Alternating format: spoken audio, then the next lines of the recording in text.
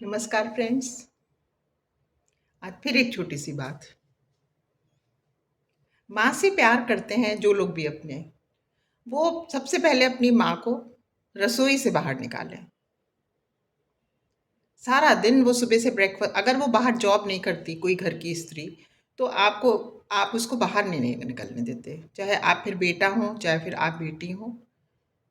अगर आपको उनको घर में थोड़ा सा रेस्ट अलाउ करते हो, हालांकि अलाउ तो नहीं है करने की बात, उनका अधिकार है कि वो रेस्ट करे, तो पति को उसकी पसंद की चीज़ चाहिए, पुत्र को उसकी पसंद की चीज़ चाहिए, पुत्री को उसकी पसंद की चीज़ चाहिए, तो उसकी पसंद का क्या।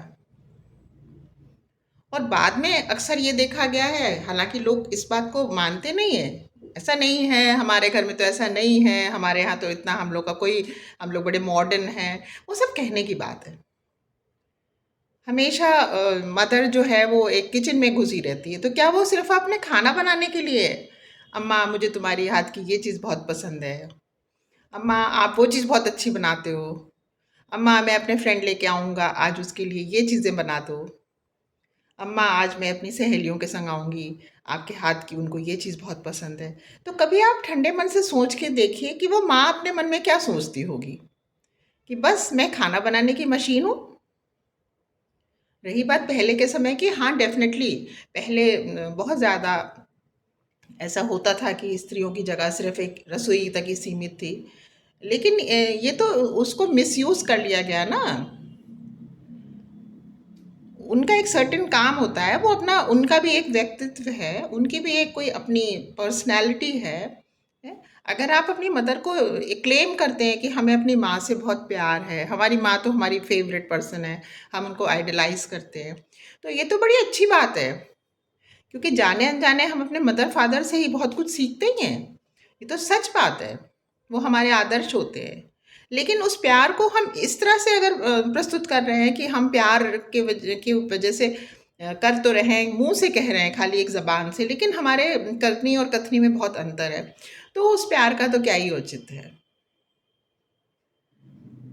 कभी उसका सोचा कि कभी उसका भी मन हो कि भी कभी उसको, मम्मा आप बैठो मैं आपके लिए चाय बना के लाती हूँ, या बेटा कहे कि मम्मी आप बैठिए आज मैं आपकी पसंद की चीज़ बना के आपको देता हूँ। हस्बैंड भी कह सकता है कि आज मम्मी बिल्कुल सुबह से लेकर शाम तक उनकी छुट्टी है। स्त्री जब तक खुद ना माने मांगे छुट्टी तो उसको देते नहीं। खुद से क्यों नहीं देते आप लोग?